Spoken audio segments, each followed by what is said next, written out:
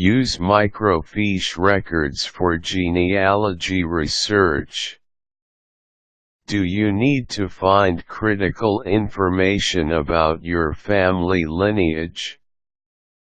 Well, prepare to go through volumes of records. But instead of combing through the actual trails, simply refer to their microfiche reproductions. Microfiche reproductions are very common now. In fact, it is already a practice to convert public records into microfilms. For one, they are quite easy to store.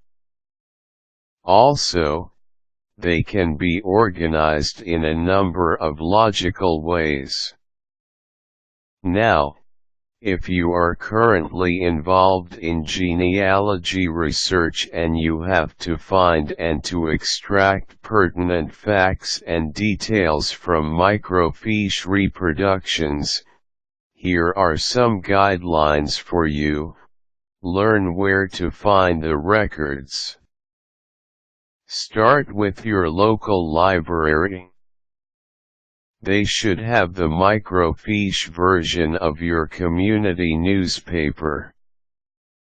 If you are lucky, they should have a section solely dedicated to genealogy research. From there, you can readily access the U.S. Census and the state records, the plat maps, and the cemetery indexes. Your next stop is the historical society in your area. If they don't the actual records for your county or your state, they can recommend institutions or organizations that archive them. They may also have a wider selection of newspaper compilations compared with your local library. If the local library and the historical society are still not enough, you can check out the Mormon Family History Center in your area. Aside from their census records, they also maintain the passenger listings of their ships. But since most of their microfiche records have been collated and stored in the Salt Lake City Central Library, processing or granting your request may take some time. Or, you can go online. Visit a trustworthy genealogy site. One good example is Cindy's List. You can also seek help from a genealogy forum, especially if you are not sure about where you can find your required information. Know how to extract the information.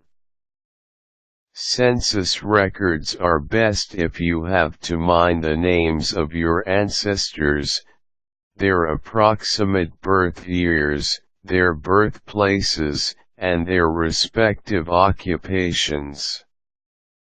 Meanwhile, the records from state census can cull details about your family's farm acreage, including the livestock and crops that have been raised there.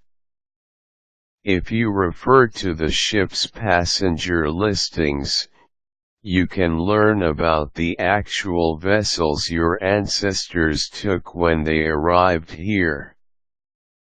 You can also determine their departure point and the kind of occupation they had in their home country.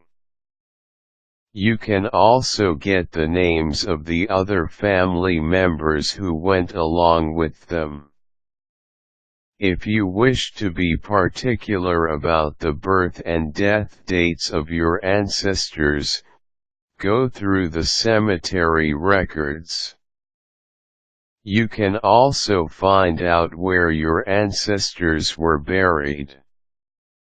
On the other hand, church records can let you gather records of baptism, marriage, confirmation, and death. If you exhaust the baptismal records, you can note your ancestors' names, their parents, and their sponsors. Of course, you can't afford to ignore the newspaper obituaries. They can help you collect information about your ancestors' life accomplishments.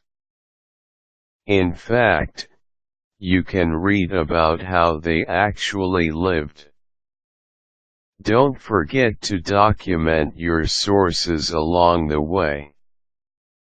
Credit them properly. It is also ideal if corroborate the information with the other available sources.